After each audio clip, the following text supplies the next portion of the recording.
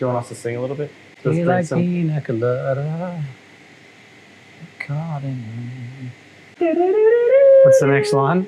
I don't know. I should have learned the words. Do you like making something? I'm not into yoga. I like a glass of champagne. Close. That'll do. Something like that.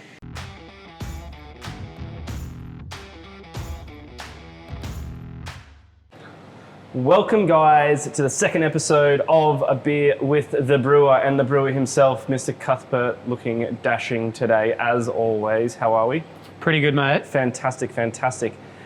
Today, really special beer out. This is kind of following on from our style of the Mango Weiss Sour. And today, as you can see, this is our Pina Colada Sour. So, I mean, why not let's crack it and have a sip? Does it sound good? Sounds good, mate. It's a nice balmy day here in Queensland. Certainly is. Perfect day for a Pina Colada. Absolutely perfect. Not sure how well you polish my glass. Very well. Whew. Look at that. Look at that. Nice colour. Kind of pineapple, isn't it? Cheers. Ooh-wee.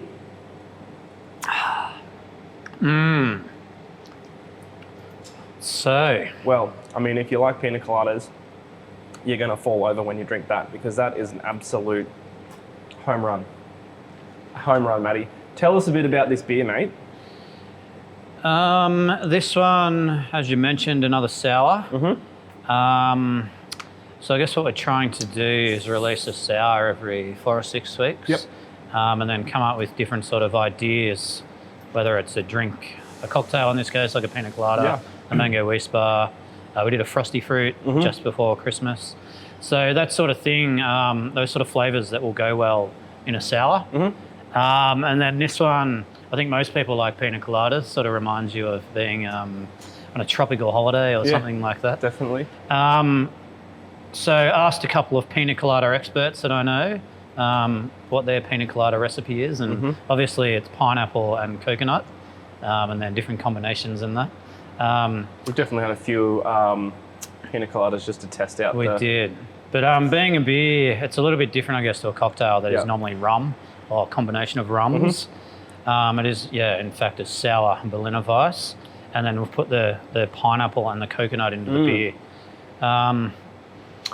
It was actually relatively simple to make. So we just did our normal sour process, added pineapple and coconut into the fermentation, and then we finished it off with a bit of a natural pineapple and coconut flavouring. So it was a bit of a 2-stage flavour addition. Yeah, okay. It's all natural, so it's all natural fruit. Just playing around trying to get the right combination until you're happy with the final product. Yep. Because we have had a little bit of kind of, not trouble or anything like that, but just the way the different types of the natural fruits and everything like that ferment out in processes. It doesn't, sometimes it gives a lot of flavor depending on the fruits and how it's processed, and then also on the other side it kind of blends in a little bit with the final product. So that's why I think we added those natural additional natural flavors to it at the end, just to boost those main flavors in there, especially kind of the coconutty kind of flavor that absolutely shines through right now, which is exactly what I want. Some fruits, definitely stand out more when you put them into a beer or something than others, and really you don't know until you do it. Yeah. I think now we've used 10 or 12 different fruits in different beers. Yeah. Like some really stand out, like passion fruit and the mango. Yep. And then others like the pineapple and the coconut were both pretty subtle. Yep. So, actually added a bit more. Well, it's still fruit. It's just being processed differently to make it a flavour. Exactly, and it kind of it runs similar to the hops and things like that. If it's a bad season for hops, you probably don't get as much extract from it as well. So it depends on when the natural fruits were picked and processed in that type of cycle and how much flavour you get out of those ones as well. So I guess that's just the challenge when you're working with natural products as well, which is a trial and error basis, I guess. Yeah, certainly. So we basically brew the beer and to a degree make it up a bit on the fly. Try and strategically, of course. base the quantities on what we've done in the past. Yeah. But yeah, some fruits, as we just said, come through a lot more strongly. So you either need more or less depending on the fruit and what you're actually going for in the product. So that, to me, that's pretty balanced between the pineapple and coconut. Yeah. Any more than that, it might be a bit too overwhelming. So you still want to keep the drinkability of the beer by having the fruit flavour. And of course, you want it to taste like what it says on the tin. So Pina Colada is that nice mixture of the coconut and the pineapple. Yeah, and on the aroma, you get that sweet notes of those pineapples, like just like pineapple juice when you crack it open at the fridge. And then at the end, you can smell the kind of, I guess, the meatiness as such of that coconut, like the coconut flesh, which is really good. And then being the sour, it's got that nice acidity that makes it really sort of clean and refreshing. Yeah.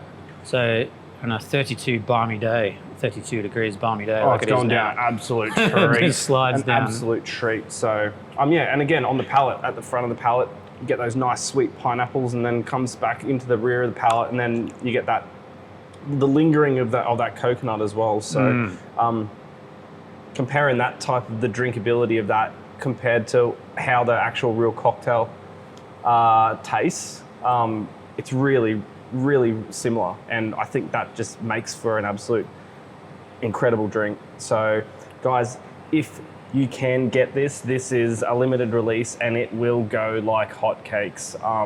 It is an absolute banging beer, and you can polish a couple of those off very, very easily. So I think these are going out this week and next week. So jump onto the socials, and we'll throw up some stockists and everything like that. That's going to be having these available, and get in there quick. And if you don't have one at the local, get them to give us a call, because you want to be part of this journey, I tell you.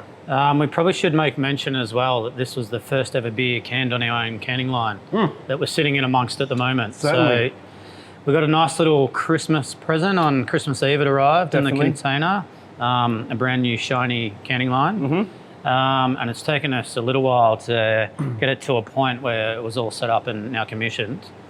So that's pretty exciting for us as a brewery and company to now have our own line. So that gives everything us in-house, a lot more sort of flexibility in how we manage things, and can punch out plenty more different beers. In the past, we have relied on a couple of different mobile canners who have been very good to us. But to a degree with the mobile guys, you're sort of tied into the schedule of when you can book them. But especially now, because they're pretty busy. Yeah, 7 days a week, I think they're going. But now having our own line, it means we can 2-3 times, or whatever we feel like, or whenever we need to. So that gives us much more flexibility in how we run our production and all that sort of stuff. So yeah, definitely. Hopefully that'll allow us to get a few more of the beers out into the market over the time as we grow as well. So I don't know about you, Matty, but I'm going to grab a couple of extra cans of these and knock them back, because that is absolutely sensational. So guys, thank you again for joining us here, and get out and get some of these Pina Colada Sours. You will not regret it. So again, cheers, Matty. Absolute cracking beer. Cheers. Do you like Pina Colada? Yes, I do.